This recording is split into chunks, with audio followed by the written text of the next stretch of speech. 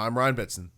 I'm Max Cooper. And this is More The Players, the PopCulturists PlayStation Podcast Extra. And today we are looking at episode 2 of the HBO's The Last of Us. Number 1, episode 1 did great. Everyone's super happy and stoked about it, which is awesome. And then a week later, just as TV should, Max, as TV should, episode 2 was dropped. Fucking weekly episodes. What? Yeah,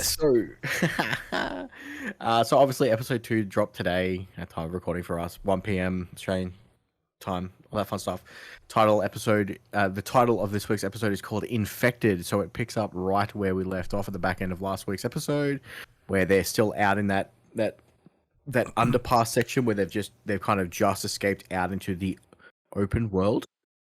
Mm-hmm. And so this episode covers the beats from that point through the hotel that you play through the game, and their journey to the Capitol building to deliver Ellie to the Firefly people to get their car battery and all that fun stuff that they had organized with them in the first episode.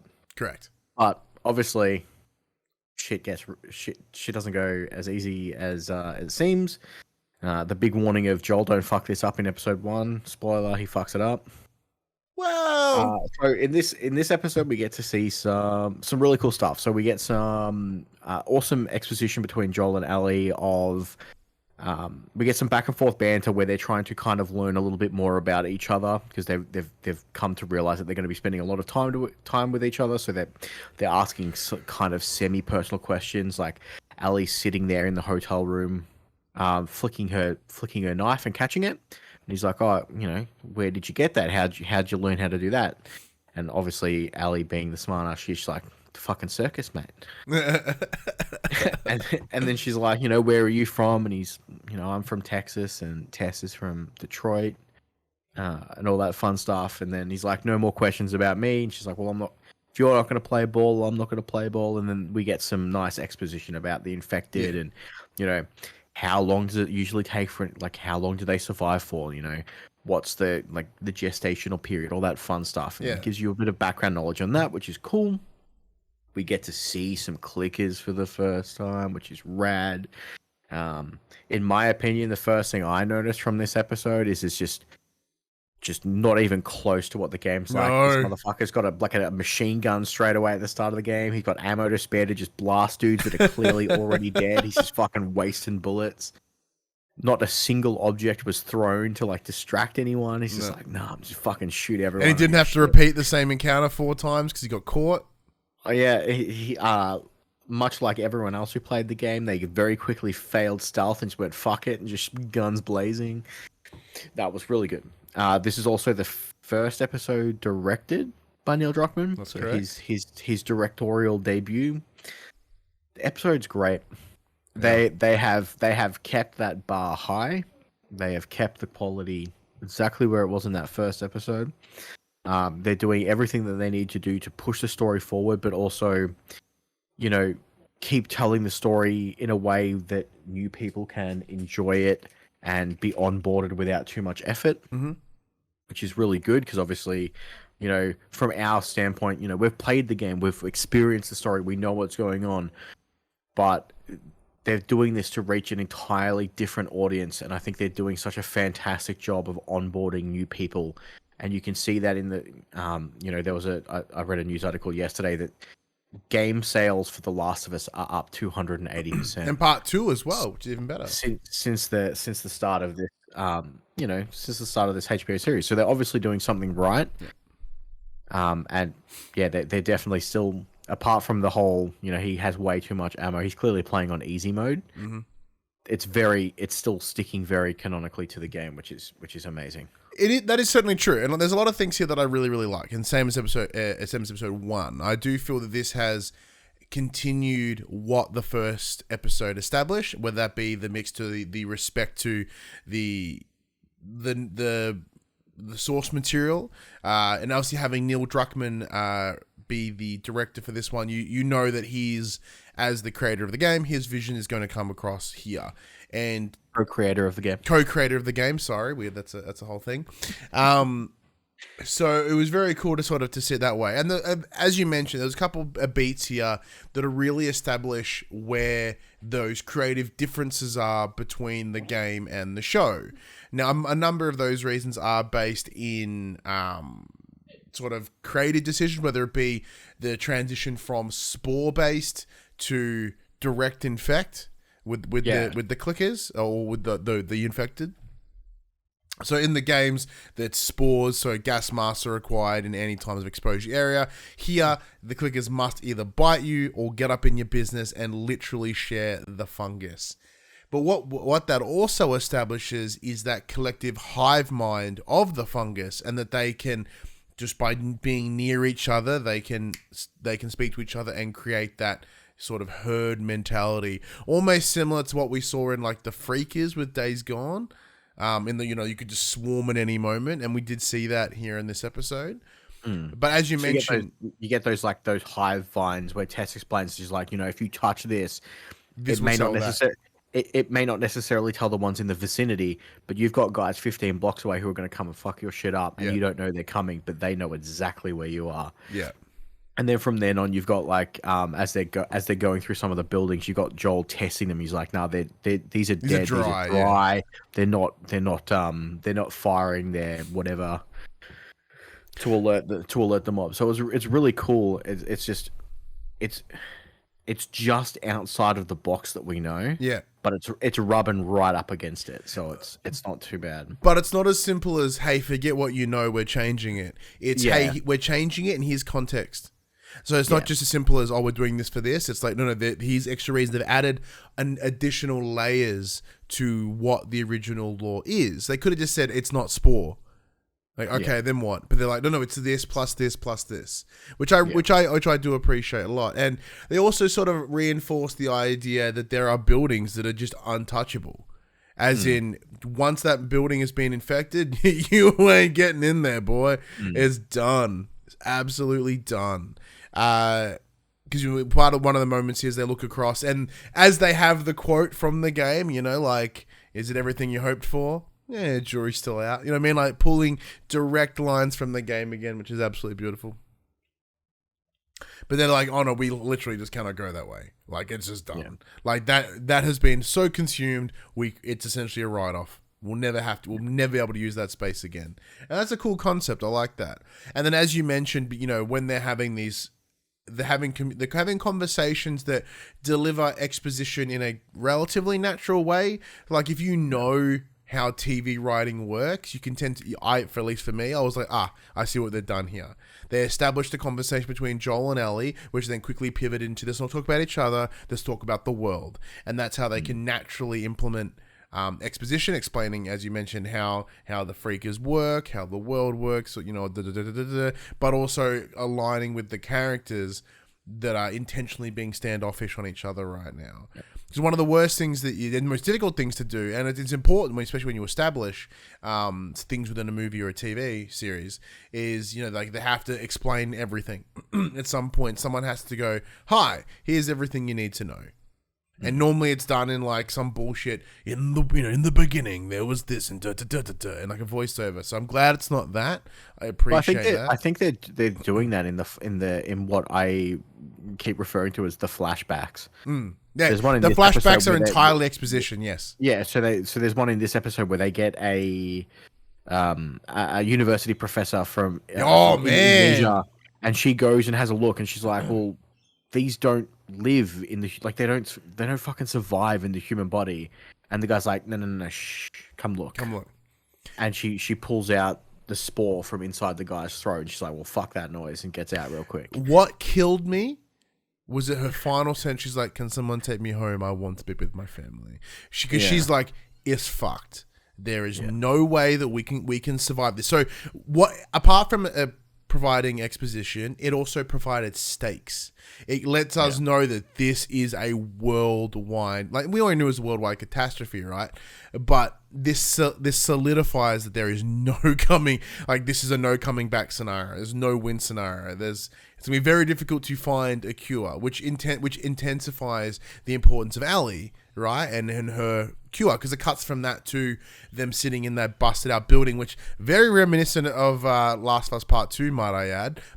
Dull room. Nice greenery, her sitting in the middle, very similar to the scene in the part 2 where she's playing guitar. So I guarantee they'll throw back to that a little bit later in season 2 if they continue into part 2, which is from what I hear they are. But it also solidified very different, from a visual, like we had Ellie sitting in green, resembling hope. But you look over at Tess and Joel, they're in the dark. It's shitty. That's despair. You know what I mean? So it's very cool sort of visual contrast. Additionally, we packed a lot of stuff in here from the game itself because, a lot of this is you exploring and understanding the world in of itself. So they've condensed that in such a way that, they need to get to the Capitol building. They kind of get there a little bit easy, but the stakes are still there. We see one thing, this is a spoilers conversation. So, we have that moment with Tess at the end, which didn't quite go down that way in the game from memory. Pretty sure she just got shot. Yeah, she definitely did not tongue bash a lad from Mushroom Kingdom. No, she didn't. Some freaker, clicker, or infected. No, it was an infected, not clicker. I keep saying freaker because it's just so dumb. I think it went out in a really good way, and a way to end the episode.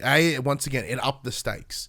At the end of that episode, it's just coming. It's this weird reminder that, like, for those that are going in, you kind of don't know who the main character. Like like at the start of episode 1, you're like, oh shit, Sarah. Is Sarah the main character? Nah, she did.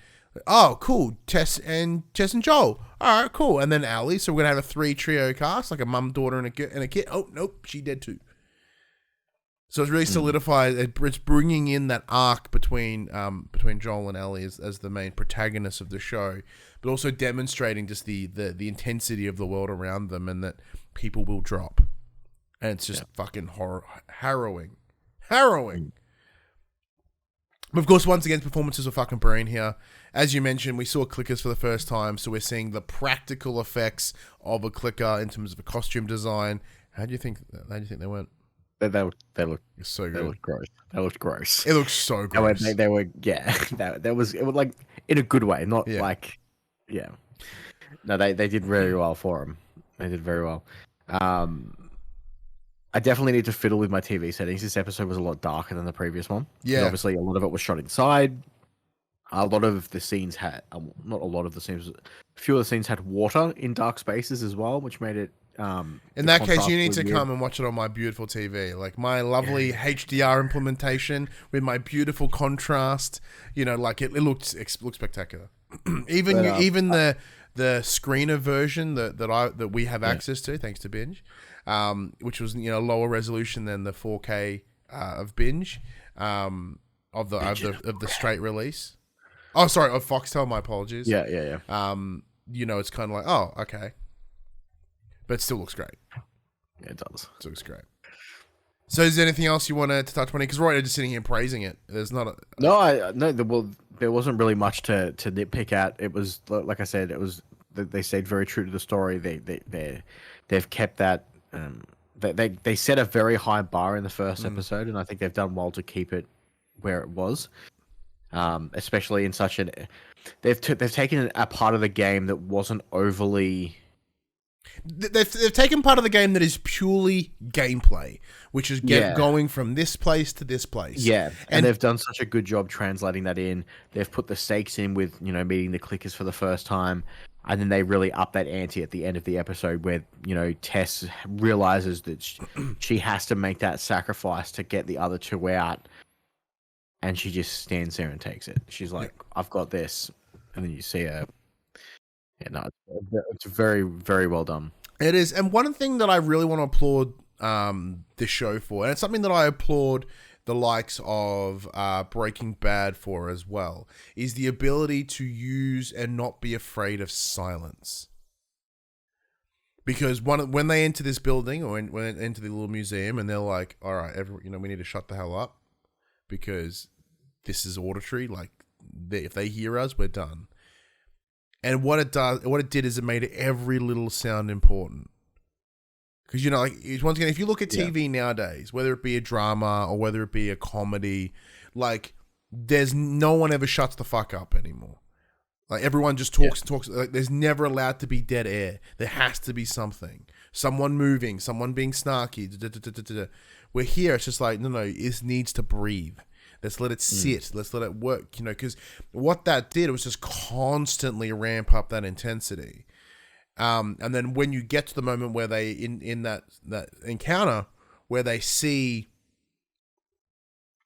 when they hear the clickers and like, because I was watching with my beautiful Atmos setup, like I'm hearing it behind me. I mean, in behind me, I'm like, oh shit. And the other thing as well, like I was watching with my partner, and she's never seen, like, last episode 1. She saw all that because I was playing part 1 when we were provided for the review code, thanks to PlayStation Australia. So she got to witness the beginning of that game. So she didn't see what happened. Coincidentally, she got up to the point where you escape the QZ, and then she went home, which is perfect because that's where episode 1 ended. So she's like, I have no idea what's going to happen from here on out. So obviously I'm not going to spoil anything for anyone in terms of at the moment. I've already spoiled shit in this episode already, just talking about it.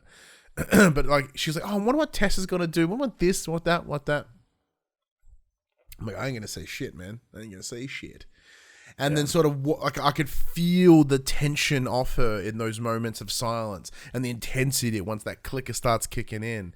And even like you can sort of see that those realizations when it comes to like, oh, what this means, what that means. Because one of the most fascinating things and the insight that I'm really enjoying about watching with her is I get to share something that I love, which is awesome. And 2, we're getting what it looks like for someone that hasn't played the game before. Because are you not watching this with your wife? No, Ali hasn't started watching it yet. No. Yeah. Okay. She doesn't like the week-to-week thing, so we'll probably rewatch it once it's all done. Yeah. I'm definitely going to do another run through when the 4K Blu-ray comes out because I want it in its uttermost beautiful, like no internet compression, nothing. I want absolute maximum. So I guess, sort of in our final thoughts here, it's tough because it's like, once again, we're only 2 episodes in. Now, I've seen episode 3 already, so I know what's next. I ain't going to say nothing, obviously, because we're in episode 2 here, and I'm not going to tell anything to you as well. Yeah, so my plan is to watch episode 3 tomorrow. Yeah, but I mean, like, I feel it's really building. Like this does feel like a transitionary episode because the first one was so set up. This is just about continuing the story forward. Like, there's no major revelations. There's no it's all about building the stakes, building the world, adding to the characters. This point where the TV series is at is kind of where the game really opens up, because this is up until this point you've had direction. You're like, I have to get Ali to the Firefly so I can get what I need. Yeah, like that was always like the objective, and now they weren't there. They weren't at the Capitol building. It was overrun, and it's like, what do I do now? And now the decision's on you. It's on you to work out what's next. So it'll be interesting to see where they go from there. Yeah, very much looking. Well, yeah, that's a very good point actually, because like up until this point, the story as you believe it for coming in brand new is it's to here, and they're here. And it didn't happen. Now what? We're on episode 2. We know there's at least, 7 more episodes. It's the same in the game. You're like, well, this is only a couple of hours of gameplay. Like, fuck, well, the game can't be done yet. Like, now what? And they ramp those stakes up. So the end of the episode does end with them with Tess saying, go to Frank's. Yeah. So for those, that recall, Frank has the small sectioned area off of a city full of traps. Great character, absolutely exceptional. Being played by Nick Offerman in this. So we're starting to build that world. We'll add to that story. So we're starting to flesh out those characters as we see them. The And this is the thing. So I'm very intrigued to see what you all think of episode 3. But I also want. But before that, I'm getting ahead of myself. I want to see what you guys think of episode 2. So let us know in the comments below. What do you think of Last of Us episode 2? Max, you and I clearly are unanimous here that the episode 2 is brilliant. Kind of not as good as episode 1 because once again it's transitional, not set up. But it's building that bigger picture. And for what I love in TV is character, is development, and this is what this episode really focused on for me. Am I speaking on your behalf correctly? Oh, no, very much so. Excellent. Very much so. Beautiful. Well, that was a review of episode 2 of The Last of HBO. Once again, big thank you to the team at Binge and HBO for providing us early screenings of the show. And be sure to come back here next Tuesday, 8 a.m. on your podcast services, 9 a.m. on those YouTubes for our discussion around episode 3. But of course, if you want just some regular PlayStation news as well, head over to our other show for the players, the PopCulturists PlayStation Podcast, where you can get your weekly dose of PlayStation content every Monday morning, 8 a.m. podcast services, 9 a.m. YouTubes. But until then, what was the sign out that you made last week? Something about looking into the light and whatever. Oh, it was a rip of episode 1. Title something darkness light. Cool. Well, do you want to pull a quote from episode 2 then? What was Tess's quote in the back end? What was it? I don't think it was that. Yeah, it definitely wasn't that. Be careful who you kiss this week. Yeah, yeah, be careful who you smooch.